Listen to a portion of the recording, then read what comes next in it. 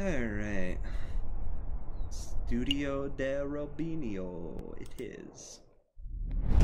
Let's do it.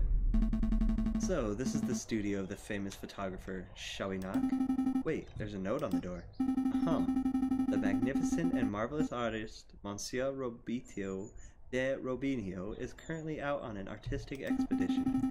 He shall return when his muse sees fit. When his muse sees fit, what does that even mean? I think it means that he's a pretentious bird braid. But in any case, the artist seems to be out. What shall we do now? We should knock anyway. Alright, I don't see the harm.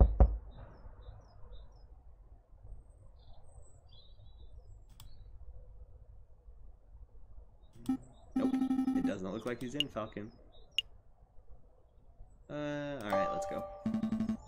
Nothing else to do. Let's make a move. Ugh, I hate the feeling of a wasted trip. Is there really nothing else we could... Well, we must respect the note. We can't just ignore notes, Sparrowson. You say so. Well, we'll just have to come back later, if there's still time. Bummer. I guess I could have broken in, but... I don't want to... commit a crime. Let's go see if he's back. Falcon, it's the trial day. Stop messing around. We need to head to the courthouse already. I was just... No, we're going to be late. Well, he could have been home. Damn. Didn't take a day to visit there. Falcon and Sparrowson stand inside the marble portico of the Palais de Justice, awaiting the opening of the Tribunal de Grande Justice. Are you nervous, Falcon? A little bit, yeah. Of course I'm nervous. We're woefully underprepared for this case. 2 days.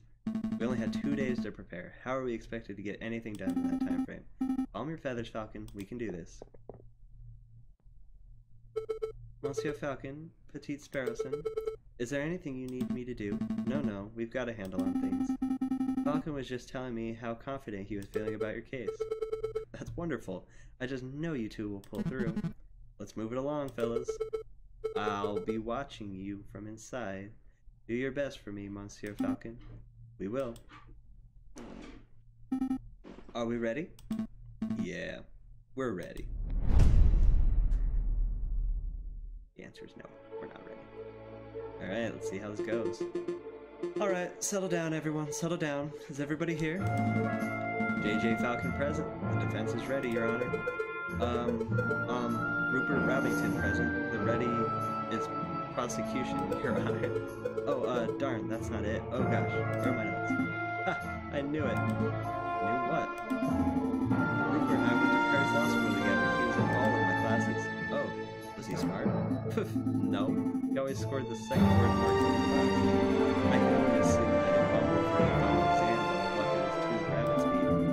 Unless he's been improved considerably, he might already have his trial in hand. It's good to know. Let's say, Sparrowson, if Rupert scored the second lowest marks in the class, then who scored the lowest? I choose to exercise my right to not self-incriminate. Here it is. The prosecution is ready, Your Honor. Are the jury all present? All present and accounted for, Your Honor. Hey, Falcon. I thought there were only 6 members on the jury for cases like this. Why do I count 8? Oh, those 2 birds with the funny hats are the associate judges. Everything seems to be in order, so let us begin. The court is now in session for the trial of Dame Cataline de Melmont. Prosecution, please call your first witness to the stand. Oh gosh. Over there already? Okay, I choose to call the officer in charge of the murder investigation. Inspector Volerty to the stand. Inspector, please approach the stand and recite the oath. As you will, Your Honor. I swear to speak without hatred and without fear, to tell the whole truth and nothing but the truth. Monsieur, no, Inspector, please state your, name and occupation. My name is Inspector Juste Valerte. I am a servant of the law, a scourge of the gutter rats that plague this city. I have enforced the law for over 20 years, and I shall continue until I bring the infamous Meridian Killer to justice. My path begins 18 years ago. Let's stick to the questions, Inspector. Of course, Your Honor. Oh great, I was hoping we could have one of those bumbling cuddly officers, but instead we're stuck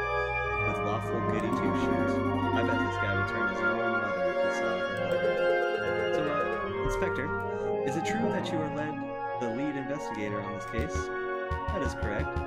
I was also among the first to arrive at the scene of the crime. Then, perhaps you can walk us through what you witnessed upon your arrival. Absolutely. Just after 7:30, we were alerted and brought to the scene by the housemaid of Baron Robiel. At the scene of the crime, we found Dame Cataline Dagnon.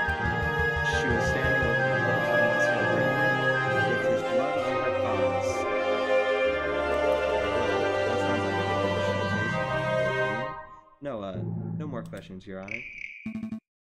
Bloodied paws? Nobody told me that detail. Keep it together, Falcon. You're about to be given the opportunity to cross-examine the witness. That's your opportunity to find flaws in the inspector's testimony. Of course, I know this. You may begin your cross-examination, monsieur. Cross-examination! Okay. Select a key phrase that you find suspicious and Falcon will press the witness for information. Ask the right questions to bring the truth to light. Avoid pressing for pointless detail. The judge and jury don't like having their time wasted. Select a statement you wish to question. Housemaid. Scene of the crime. Sliced open corpse. Blood on her paws. Inspector, you say you were alerted to the scene by Baron Robiel's housemaid? That is correct. What was her name? What was her name? The housemaid's name was Colin Deha. We found her running from Chateau with her tears in her eyes. Colleen, that was the thieving draft lady, wasn't it? We questioned her extensively, but we didn't find anything. As far as the police are concerned, Colin Deha is not a suspect. Do you have another question about the housemaid? No. Select a statement to question. Sliced open corpse.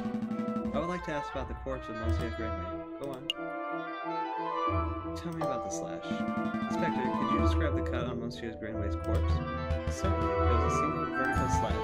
It was a fine and deep cut, the sort that you would expect to see from a sharpened saber, or a surgeon's knife. Or a cat's claw? Certainly. Wait. You say a saber or knife could have inflicted the wound? Isn't this a line of investigation that's worth pursuing? Don't be daft, Falcon. Did you see or hear anything about a knife or sword at the crime scene? Well, no. But it's a possibility, is it not? Without evidence, it's a pretty unlikely possibility. Let's stick to the facts. No. Select a statement you wish to question. Blood on her paws. Inspector, you say Dame Courtelaine had blood on her paws? Correct. Blood clung to her fur like guilt to convict. How much blood was there? How much blood was there on the lady's paws, Inspector? Enough for it to be clear that she had dirtied her hands on the victim's body. We noticed the blood under the suspect's nails, around her fingertips, and even a little around her mouth. Her mouth? How vile. Huh. The inspector's answer seems pretty definitive. Do you have another question? No. This is not going well. Falcon, I know it's good to back out when you think a line of questioning might not go anywhere. But sometimes you have to take a risk. What are you saying? Something about the inspector's blood description doesn't sit right with me. Put pressure on the inspector. Maybe something will come up. Alright, fine. Correct. Whose blood was it? Ha! What a question. How can you be so sure? I object. This line of questioning is absurd. There's only one murder victim that night, Falcon. The blood on Dame Cataline's paws could have only belonged to one person. The bloodied stake, though. I'm afraid the prosecution may have a point, Monsieur Falcon. Do you have any reason to suspect the blood belonged to someone other than Monsieur? I do, Your Honor. Actually, I have more than a suspicion. I have evidence that the blood on Dame Cataline's paws had nothing to do with the murder. This is foolish time wasting, Falcon. If the blood on Dame Cataline's paws didn't come from the victim, then where did the blood come from?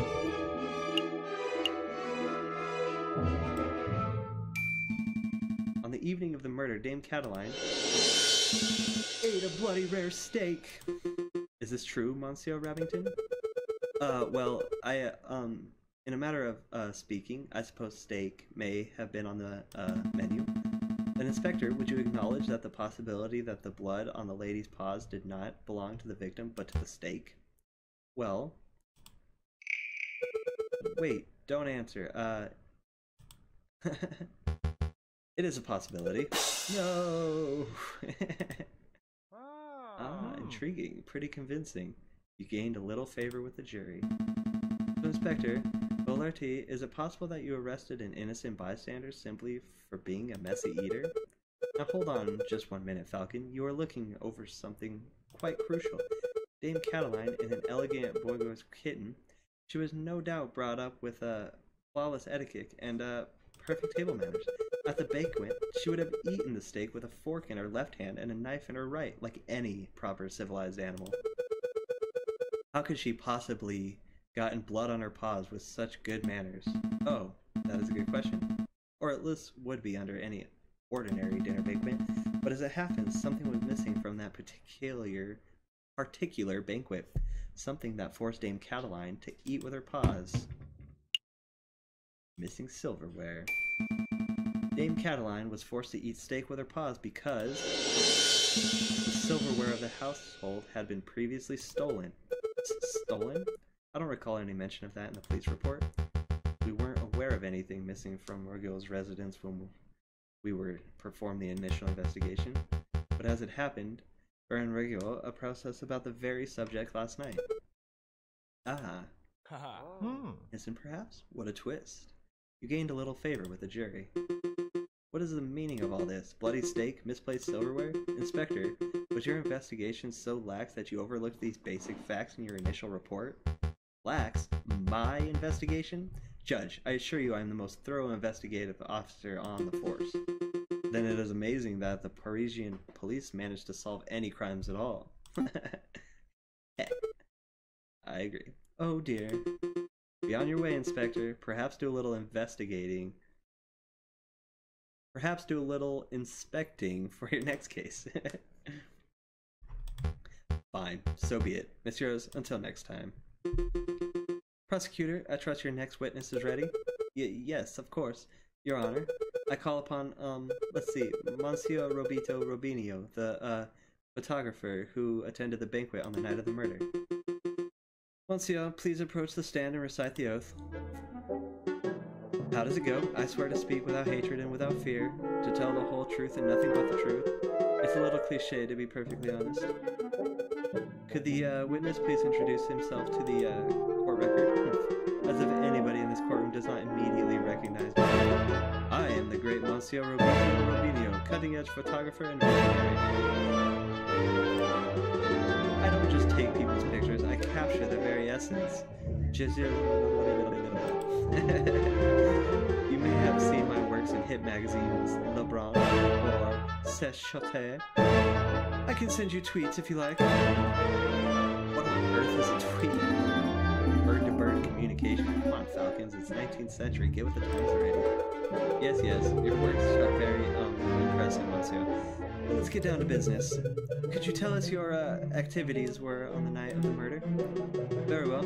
I was hired by Baron Rigaud to capture this evening's events.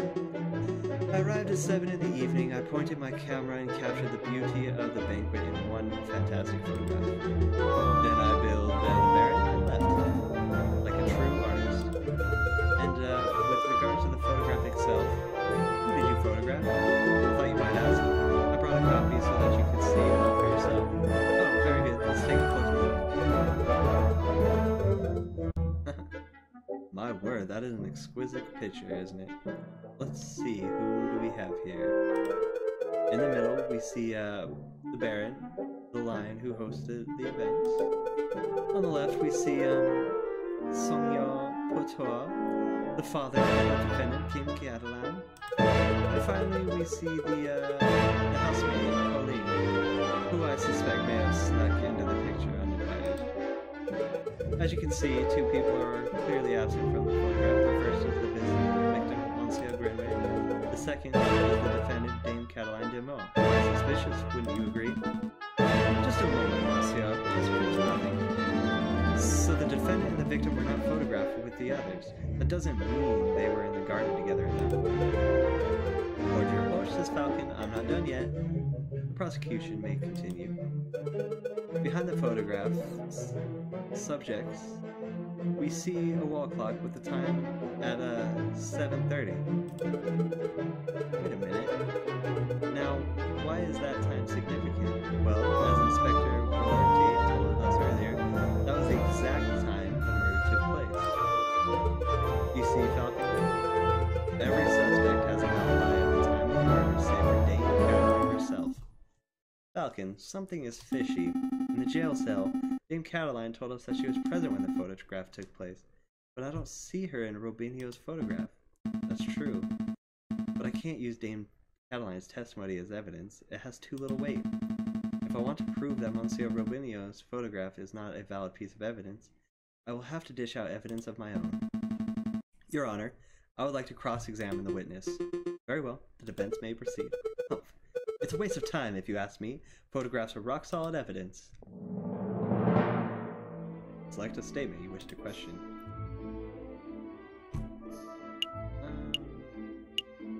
Let's do the photograph, since the first thing I notice is the clock hands are there. Let's take a closer look at this photograph.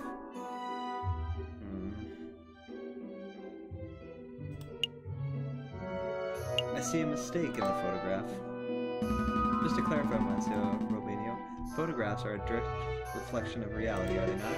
That's correct. The photographic process leaves no room for bias or inaccuracies. That is most curious, because I see a mistake. A mistake? Impossible. I just told you, Monsieur, the photo camera is a perfect, unbiased device. The photographs it produces are flawless. Falcon, I'm not seeing any, mistakes. Perhaps you could be more specific. Certainly. Click on the area of the photograph you believe contains the mistake. The clock in this photograph. There's something not right about it. Well, isn't that convenient? The defense sees something wrong with the key piece of evidence that implicates his client. Don't give me that cocky tone, Monsieur Rabington. I have evidence that there's something wrong with the clock in that very picture. There's no hands! The photograph clearly shows the clock's hands pointing at 7 and 6. Not much is self-evident. Which is most curious, because the clock in the lounge of Chateau Crenier has no hands. It has no hands? The clock is merely a decorative piece, a talking item. Feel free to ask Baron Regio or his housemaid if you have doubts. Monsieur Robinia, how do you explain this discrepancy? I don't know. There must be some sort of mistake. My camera is flawless. There's no mistake, Monsieur. Your photograph depicts something that does not exist in the real world. Maybe there was an error in the printing process. An error precisely where the clock's hand should be? Please, Monsieur, don't patronize us. Allow me to offer a more plausible explanation. You, Monsieur, edited this photograph. Edited? I'm no expert, but I suspect that you used paint or ink to carefully put hands upon the clock. It would have been a simple task, considering the clock face was bare. One could even speculate that you specifically chose to include a handless clock in the photograph just to simplify the editing process.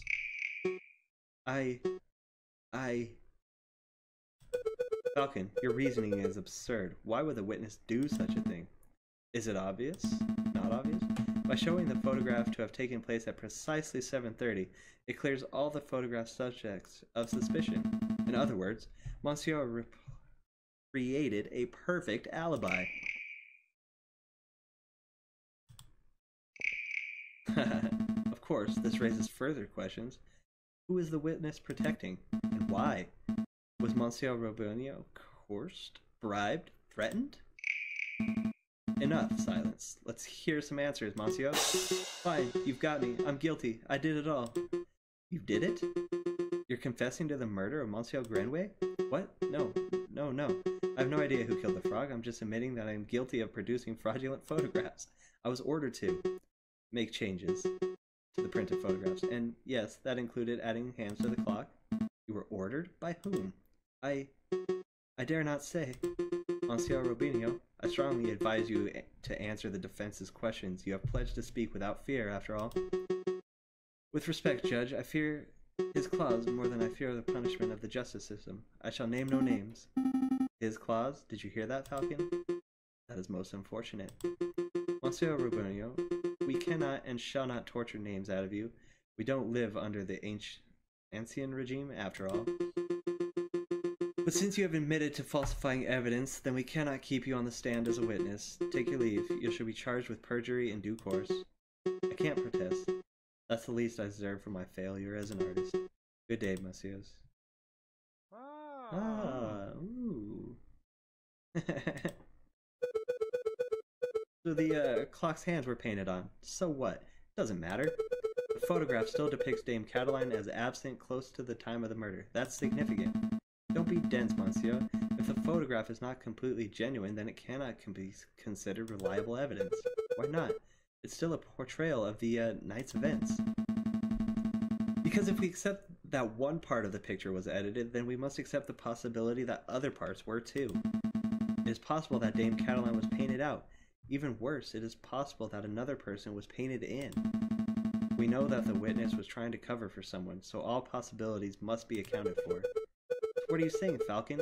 That the housemaid paid off the photographer? Or was it Seigneur Poitras d'Amour, perhaps? I don't think so. The housemaid lacks a means or motive, and it wouldn't make sense for Seigneur Poitras to implicate his own daughter.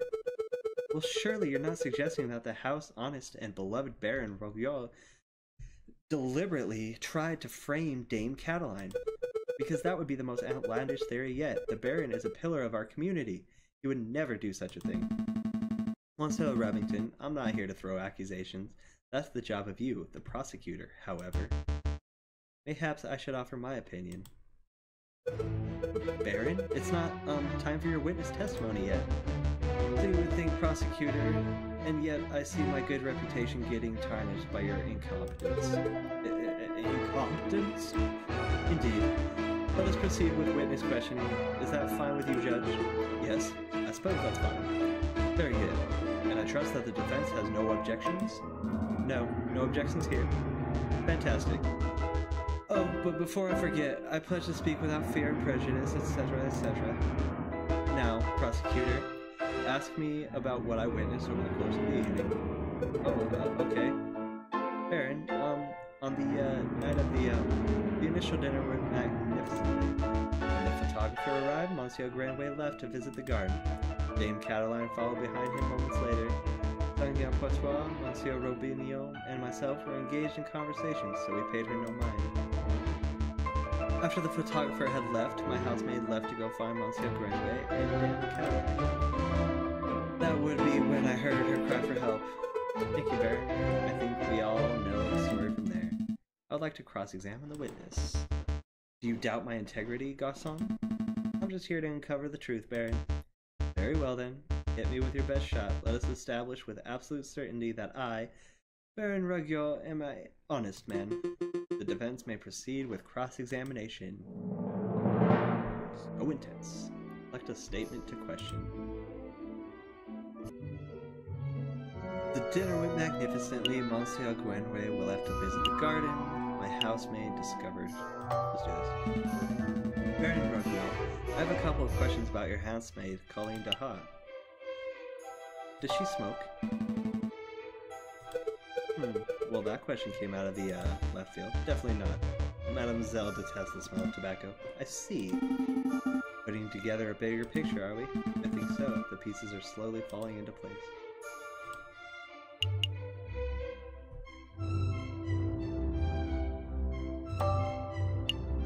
She's a thief. Your housemaid is a thief. She's stolen numerous valuables from your household, including all of that silverware. I object. That's not a question. Alright, let me rephrase that. Baron, why did you not immediately report to the police when you discovered that your housemaid is stealing from you? A man is obligated to report every act of thievery that they witness? Well, not legally, I suppose. I chose not to incriminate the poor girl because I felt it would be needlessly harsh.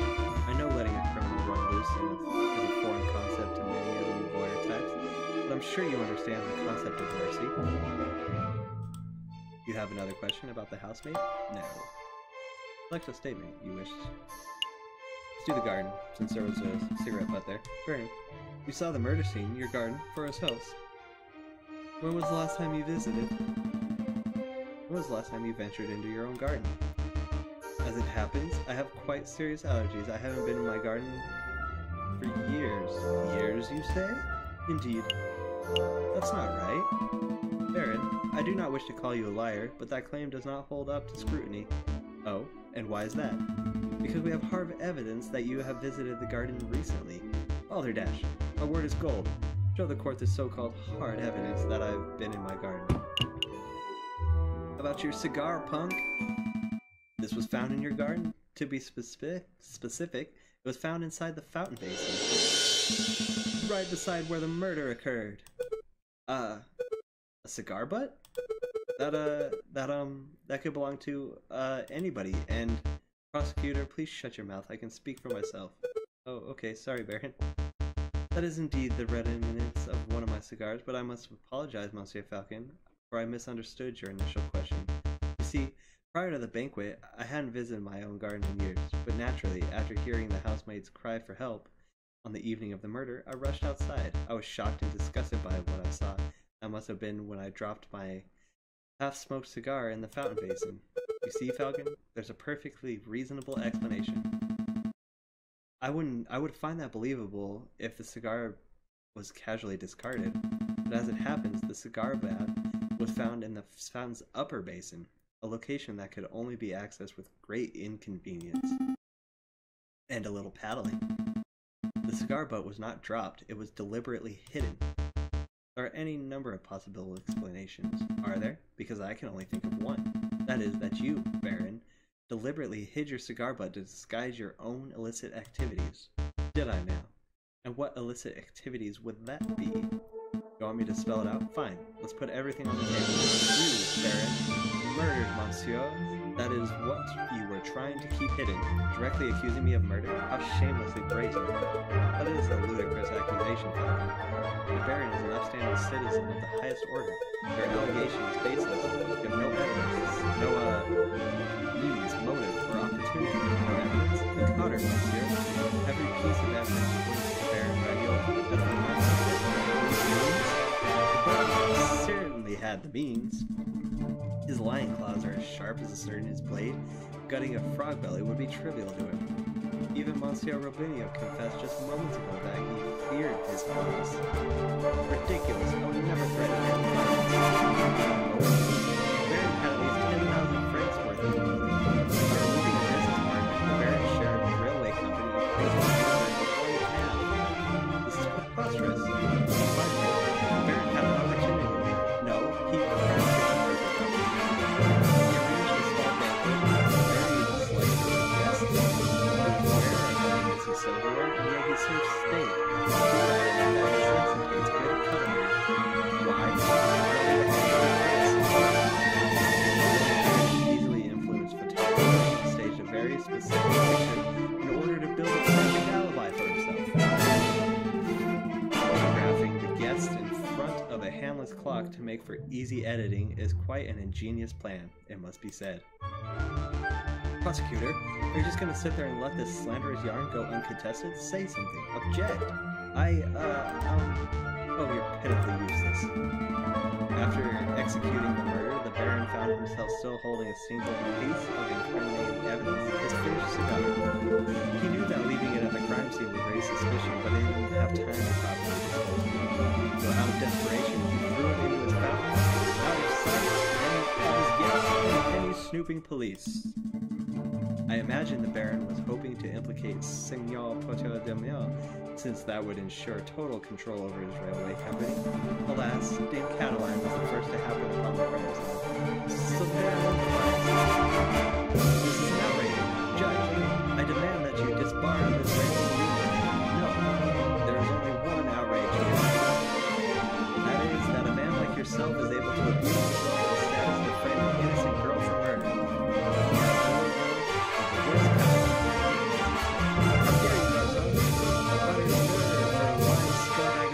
Accuse a philanthropist like myself of something so heinous. I'm nothing like that. No, you're a ruthless man who would slaughter a deer for to reap a few francs. You incredulous whelp! I had to gut you right here and now, like a damn frog. Ooh. Good Could someone please restrain the Baron? I'm on it, Your Honor. Let's go, old man. To the concierge with you. Don't touch me, you filthy jackdaw. I can walk myself.